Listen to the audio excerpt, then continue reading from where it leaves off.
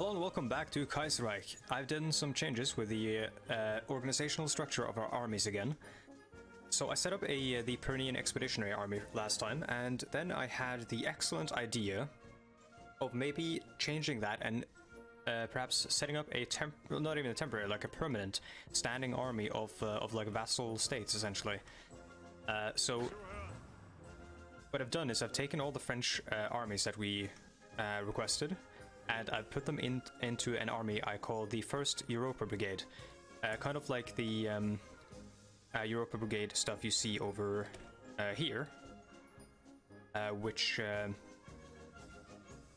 yeah, basically I envision it kind of like a this world's version of like the European military sort of cooperation that we've got going on in the real world, and the kind of vision of Emmanuel Macron and Angela Merkel, who I believe it was last year they had a discussion about a sort of integrated European military, which has, you know, long been an idea that's been like floated about by many European thinkers in terms of like security politics thinkers, and especially with some instability in the East now.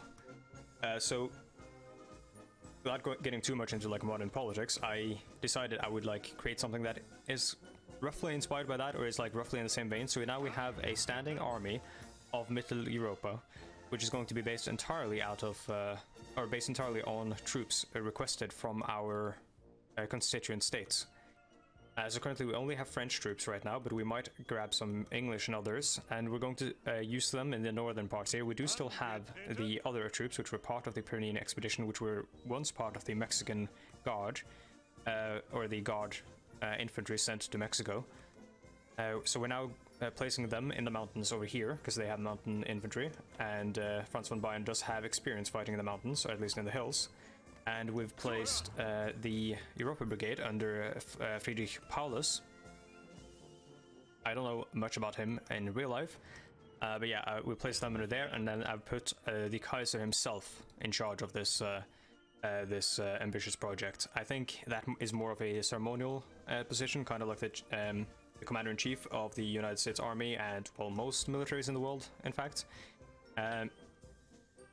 And how, like in Norway, for example, the king is technically the highest commanding officer, or the commanding, or like the commander of the Norwegian armed forces, stuff like that. And otherwise, let's see if I did anything else. Oh yeah, we managed to pump out our first medium tank division, so I put Heinz Guderian in charge of them. So that is the 1st Panzer Corps, and then we have the 1st Light Panzer Corps, which is in charge, or is commanded by General Erich Höpner, or Höpner, or however you pronounce that. I know there's like a significant portion of my viewer base that's German, so I hope I'm not pissing you off by butchering the pronunciation of all these names and everything. Anyways, so the Marine Corps here, still in transit, going to be placed over somewhere here, and the Motorized Corps are arriving, and we have the Light Tank Corps ready. They should probably not be attacking into hills at a fort, so let's reposition them and put them somewhere where they can be useful. Maybe we could have them like flank around Salamanca, push through the opening between the forts, or we could have them go along the coastline. In fact, yeah, we'll do that. We'll have them go along the coastline, try to secure Gibraltar and stuff like that. Cut off like any access to the Atlantic here.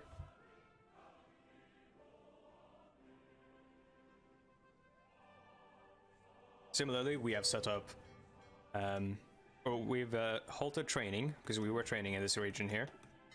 We've halted training. We should probably halt training here as well. We've had several accidents, but we should probably halt training here as well, and set them to yes, just stop training in general. Get them home and get them ready. The High Sea Fleet might be called on. We've set the middle or Mediterranean Fleet. We're going to send that one over to Tunisia, and we're going to have it basically raid in this region here to try to keep Iberian shipping in the Mediterranean, not let them pass by. And then we'll use the High Sea Fleet and our Air Force to bomb everything over here. Because they will have to import oil from America, I think. As well as other things like... possibly, I don't know what resources Spain has. Yeah, they'll have to import steel, I think. No, they've got plenty of steel. But stuff like rubber and chromium, they'll have to import.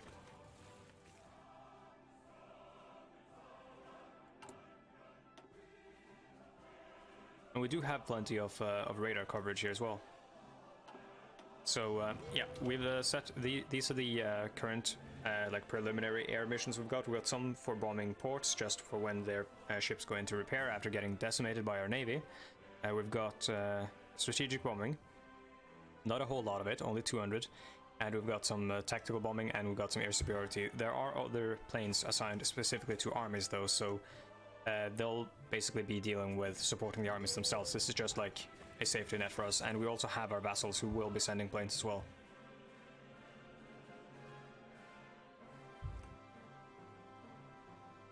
Other than that, I think it's time we unpause. We still have the invasion of Australia, which seems to be going disastrously. We still have reserves, but they're not letting up. They've got Volunteer Defense Corps and some infantry division, or an infantry division that just aren't letting up in Townsville. We are attacking into hills, probably not the greatest idea. Or sorry, we're attacking into mountains. Wonder if that actually has any bearing on... Yes, it does, bearing on naval invasions.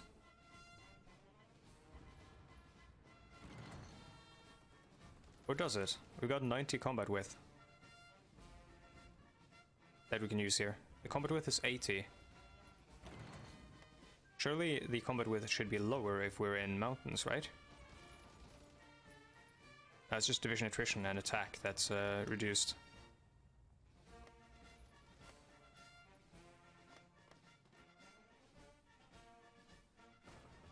Probably not the smartest idea. I thought this was hills or something else. Might want to invade through Darwin instead then. Then that takes us through forests and stuff, and that's like a long journey to get to the actual important parts of Australia. Important in terms of gameplay terms, obviously. Not to offend anyone who lives in Western Australia. Though I do believe most of Australia does live on the east coast here.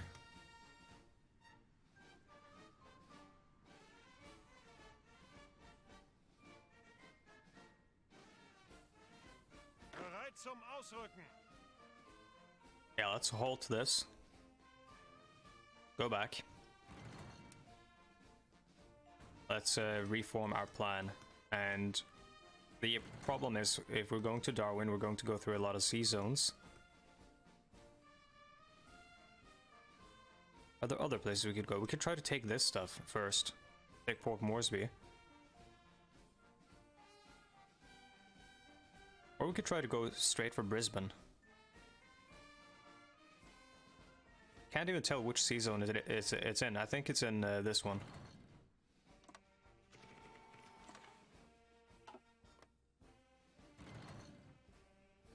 Brisbane is urban, which is not as bad as mountains.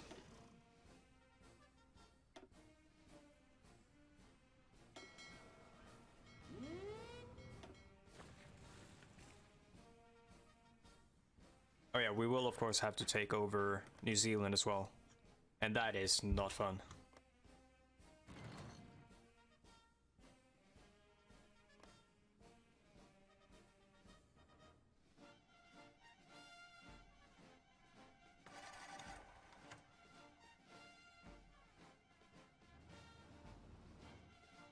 It's a lot of like Egyptian and what are those troops there?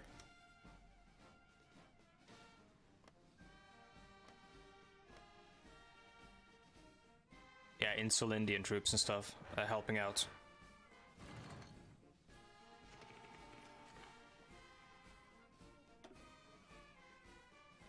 All these nations in this region want us out. I mean, that's fair. We are colonial, like we are setting up colonial kingdoms and stuff, so it should be like worrying to them that we're meddling in their affairs here.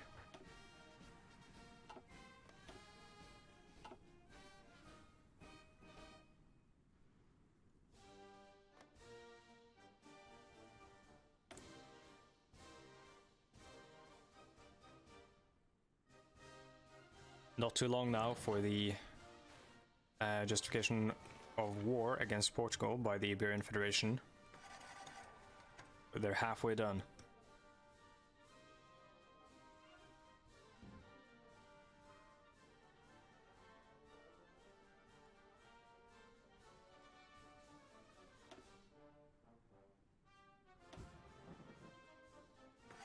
Oh god.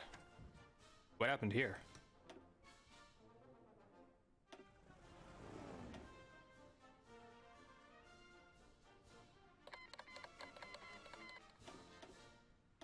Yeah, a lot of non-aggression pacts are cancelling out now because of the cessation of hostilities between us and a common enemy.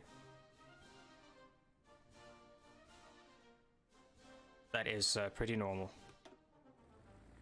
And should not be indicative of any, like, thawing of relations in general.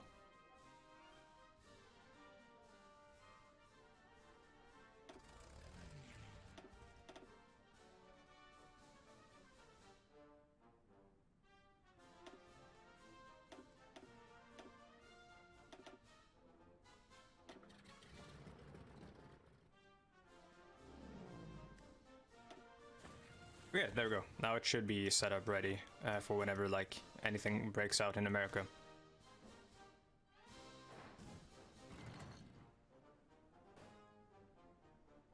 Once again, I completely forget to use this thing. The minimap in the bottom right.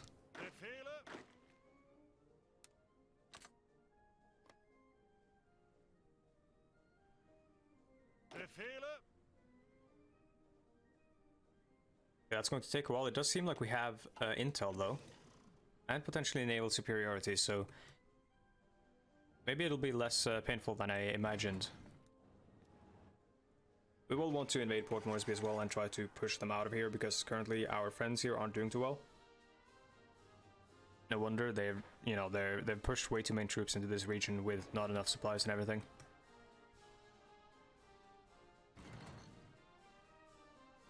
I don't care to micromanage them, so like, I'll just let them do whatever they want to do here. I could request all their forces and try to, like, actually make them do something intelligent, but that would take way too much energy in my opinion. So I'll just leave them to it.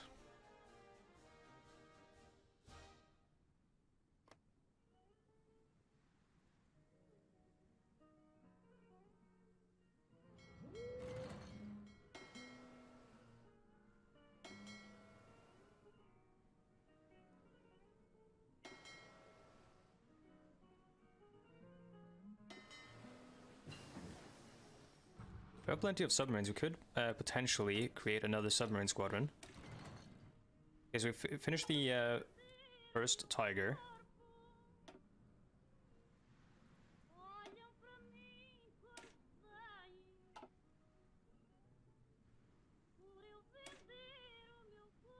Let's do this because it'll increase our invasion speed and everything and make our invasions generally better.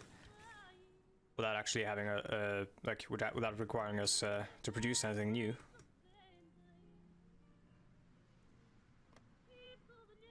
Iran finished their war with the Turkestan Khanate, did they? No, they did not. It's just a complete stalemate.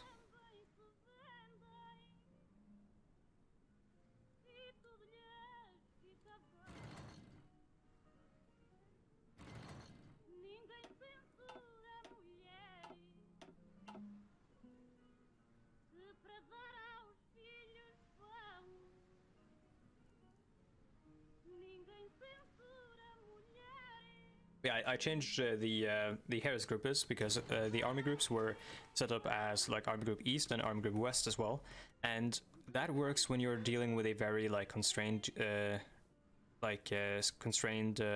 geographic perspective. Like if you're literally just thinking of the world as the East and the West in terms of war, as Germany would be in most situations and did historically, then it's, you know, it works. But once you start dealing with like a global empire where you have to deal with global troop deployments and stuff, it becomes kind of like useless to have an Eastern and Western army group.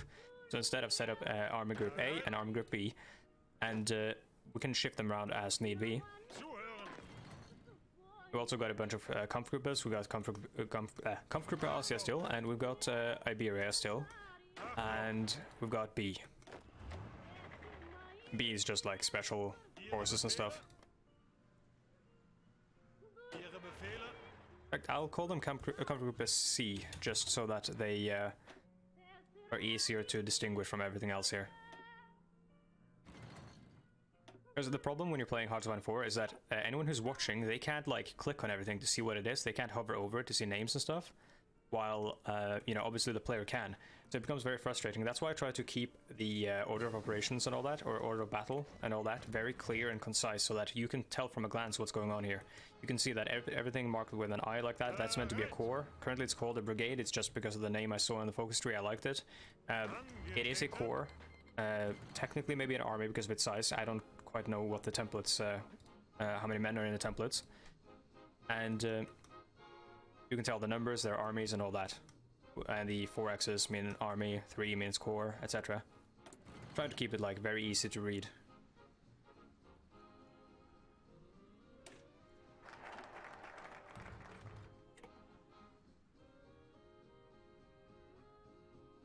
Okay, we can create the new submarines now as well.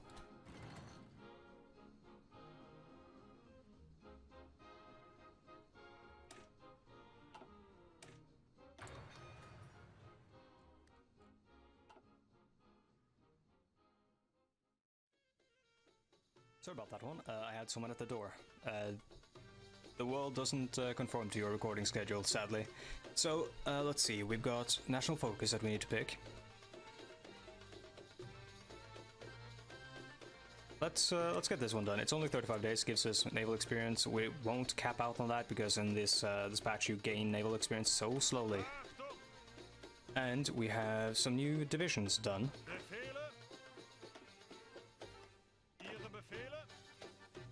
Every time something like comes up or something disturbs me while I'm recording, it makes me very upset. Not because it, well, I mean, it is going to be slightly detrimental to the quality of the video, but also because it means I have to edit. And while editing is like, okay, it's fun, rendering is not. Because when you render, you basically can't do anything else on the computer. And sometimes it can take hours, because these videos are like, they're 1080p, which I hope you appreciate, and they are, well, I mean, this isn't necessarily the game to appreciate it in, and they're also 30 minutes long, which, or over often, so that can like, that creates large file sizes, and rendering, that takes a long time.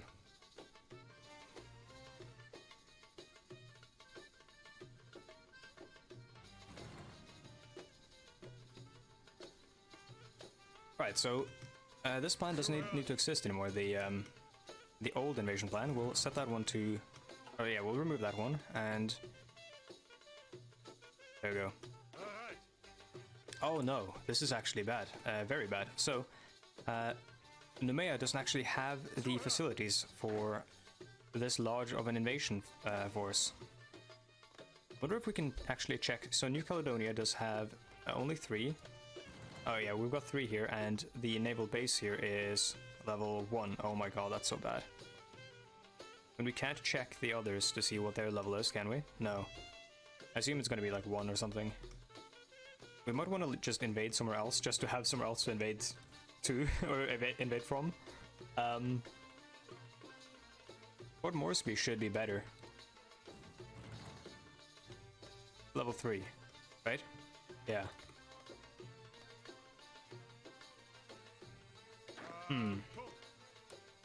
Yeah, this definitely complicates things. Angetreten.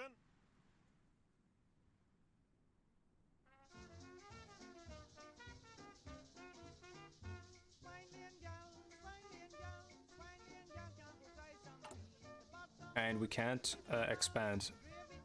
No, we can't. We can't expand naval bases in our puppets' domains. We need an island out here. I'm thinking we might just take New Zealand for ourselves. If you have any like qualms with that, if you have other ideas that you think are better, please let me know in the comments. But I think we might just take New Zealand completely for ourselves, because we have nothing down there, and we need like naval bases somewhere down there, like actual good ones.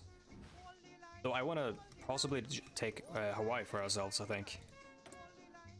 They are the commune of Hawaii, and their independence is guaranteed by the Americans. But as we all know, that you know, our current peace with the Americans is it's only fleeting. It won't last forever.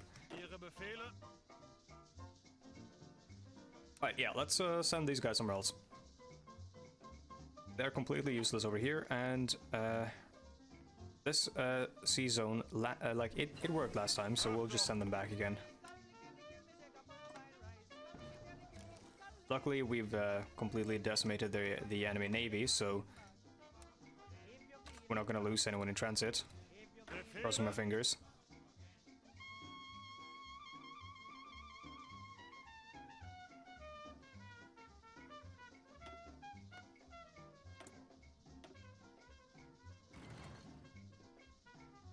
Okay, so we got Modern Blitzkrieg or Desperate Defense. So this gives us more recruitable population. It's kind of similar to the... oh, Ludwig von Reuter dies. Hero of the Weltkrieg and commander of the Kaiserliche Marine. Ludwig von Reuter has died today. Famed for his actions during the Battle of the Skagerrak and decisive actions against the British blockade. The German nation is in mourning. Battle of the Skagerrak is like, I believe over here, right? Where is it? Hold on.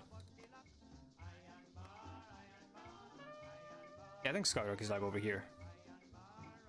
Might actually be down here, and I'm just completely ignorant of where Denmark actually is, or like what you know of Danish geography in general.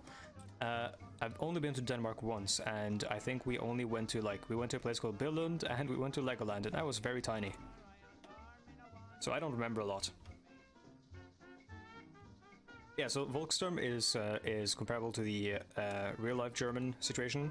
We won't be doing that though, because we're not in the real-life German situation. The Volksturm was put into action in order to basically make a last-ditch desperate defense against the Soviets and the Allies when they were pushing into Germany and stuff. Just pulling young and elderly and everyone into the army. Conscripting the Hitler Youth, etc., etc. And like the icons, like I think a lot of Hearthstone 4 in general sort of downplays or doesn't like quite model how horrible war actually is, but I think this one kind of does.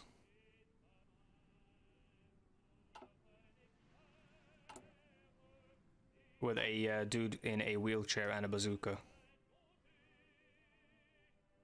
Even though it's kind of like, it's a bit on the nose and very almost like, I don't know, like taken to the extreme, I think. So they're based all over there. We'll just base them over here actually. We don't want to have them go that far to accomplish their mission.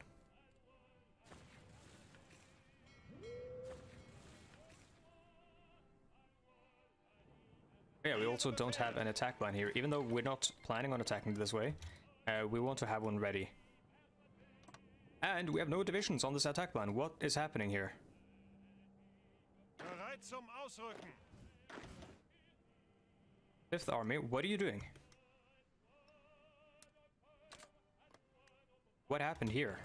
This thing was... sorry, this thing was in effect earlier. Oh boy.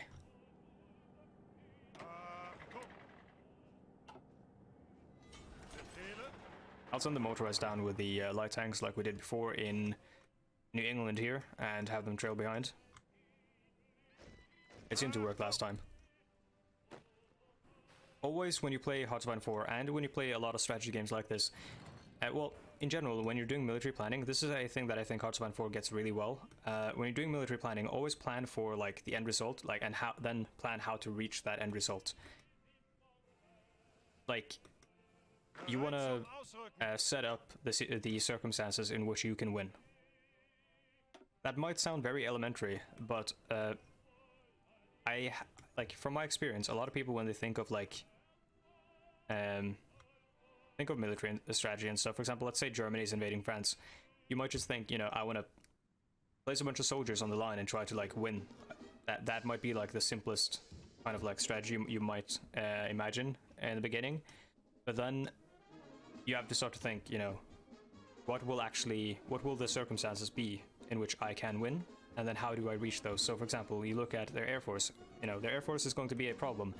First, you gotta beat the air force, then you gotta beat, you know, the navy, then you gotta beat the fortresses, then you gotta beat the rivers, etc, etc, and then you try to maximize every, maximize the beneficial circumstances in your favor.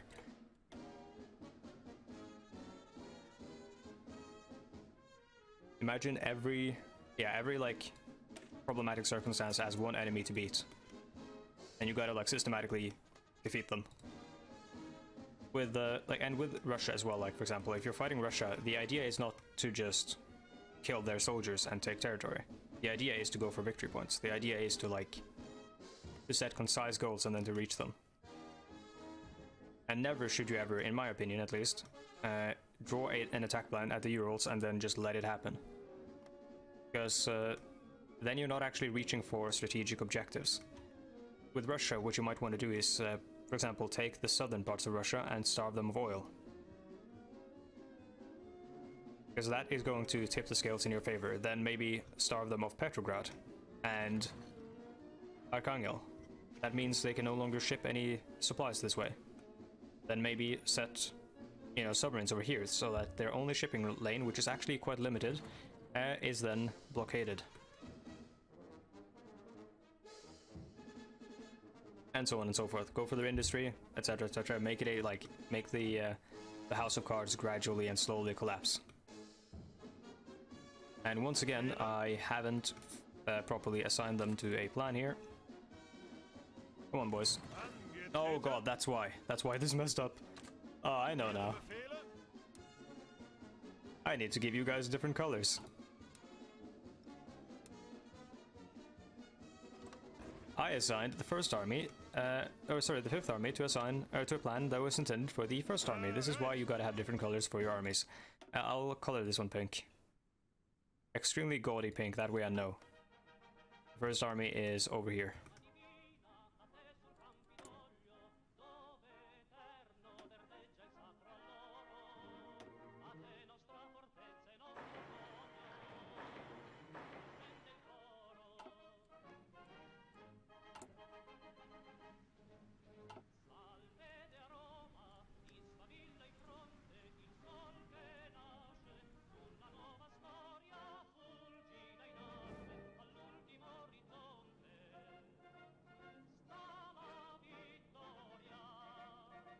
We have so many troops in Portugal, it's actually kind of absurd.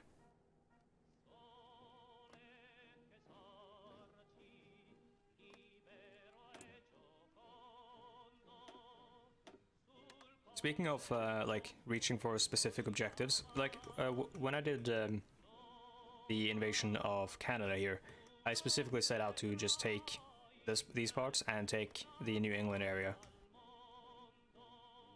I did not want to even push out this way.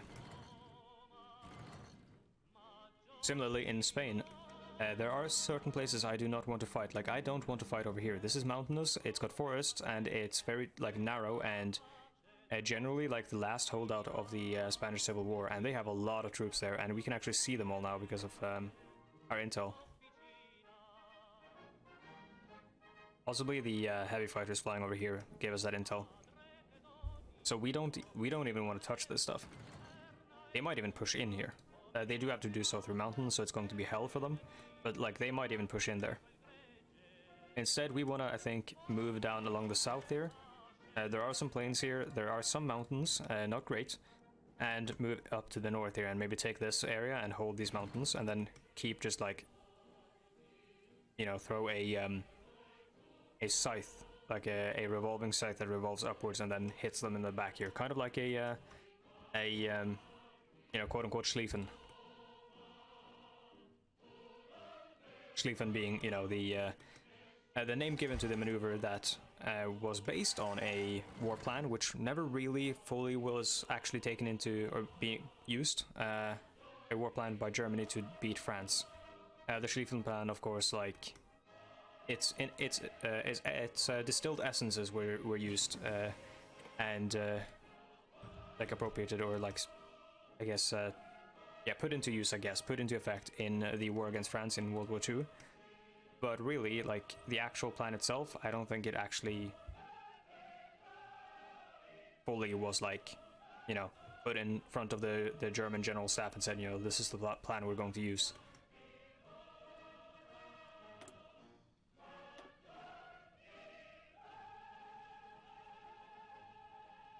I do think they, like, actually did, like, in World War One, I think they did even, or sorry, yeah, World War One, not World War Two. Schlieffen wasn't actually used in World War Two, but because the Schlieffen plan was, like, drawn up in, like, 1905 or something. I do think they considered using it in World War One. And I don't quite, and like the actual Schlieffen plan written by Schlieffen himself, I don't think was ever used, but I think they did use a revised version to at least some effect. World War I planning in Germany was insane. Like, they had everything planned down to, like, I think the hour. Like, literally everything. Like, all the trains had to go, like, had to move in unison and everything, because, like, everything was transported by trains and stuff. And yeah, it was quite insane. All of that built on, you know, their experiences in the Franco-Prussian War in 1877 or something like that. Or they beat them in 1877, I think. The Prussians, before Germany was a thing, beat the French. And how, like, the railway was, like, instrumental in that victory. So they based everything on that, and it worked until they reached Belgium. So it worked, like, for a little bit. And then when they reached Belgium, the Belgians were like, nah, dude, you're not getting through. And the Germans were like, the plan says we're getting through, so what do we do now? And yeah, they got held up there for a long time, which completely delayed everything. Why is this a thing now? The naval base should be good enough to support all of these troops. Total attrition, supply status. It might just be... Oh no, it might... No. No, it can't be these guys. Can't be enough. Oh boy. We might want to just detach a bunch of the infantry and attach our marines to it instead.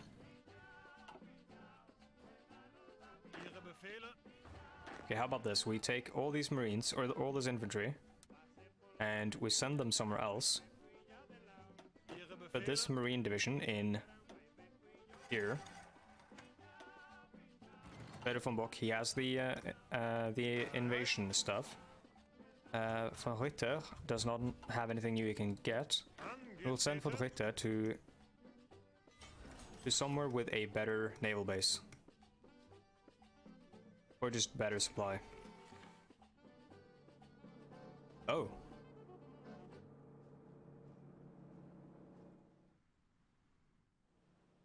Does such a thing exist at all?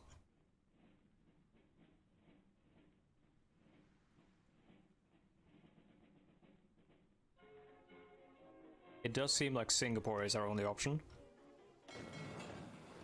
So I suppose I'll send the entire First Army to Singapore, and then I'll send the 3rd Marine Corps, which is our only Marine Corps at the moment, to Rabaul, and then have them plan. I mean, these guys might even be able to plan the invasion from over here, but I'll plan them from Rabaul to Brisbane just to be sure, because I'm getting very tired of all these delays. I want Australia to be done with before, or done with, like, in the early phases of the war against Iberia, if such a thing does happen.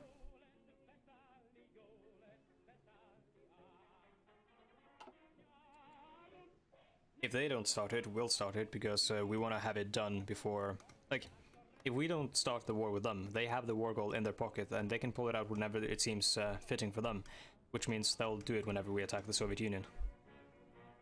Or Soviet Republic, rather. That being said, I think we are now at the end of the video. So I want to go over casualties real quick, because we didn't do it last time just because not a lot had happened in the war against Australia. We've got the majority of the casualties. A lot of those might have been suffered in the naval invasion, and otherwise there's the Soviet-Siamese War with Japan. Still a complete stalemate, I think. Yeah.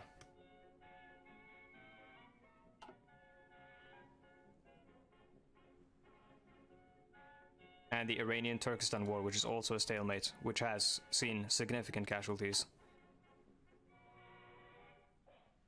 And this stalemate here. Oh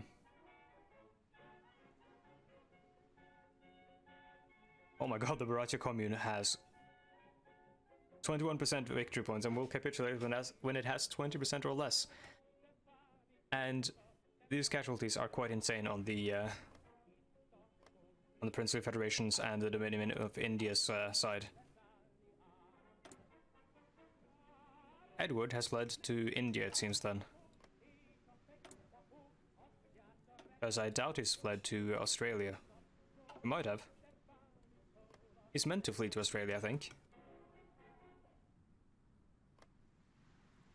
Though he was here for a little while. Until we got this guy who someone did point out was placeholder, but Campbell Blackwood, I mean, he doesn't seem like a placeholder. He might still be, but he doesn't have the placeholder trait. Might be placeholder as in, like, they just picked a Canadian dude's face and picked the name. So I wanted to check something else. Not the logistics situation, but I'll scroll over it just so you guys can see it. The medium tank situation is not great, and neither is the self-propelled gun situation. I wonder why that is. That's because we don't have any factories assigned to it. And we'll sort that out. And yeah, otherwise nothing interesting in logistics. But I wanted to check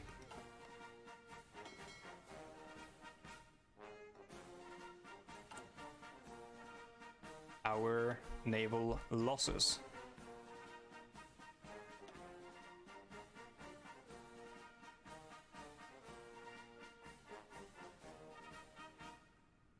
Obviously we are losing, or we did lose way less than the enemy has.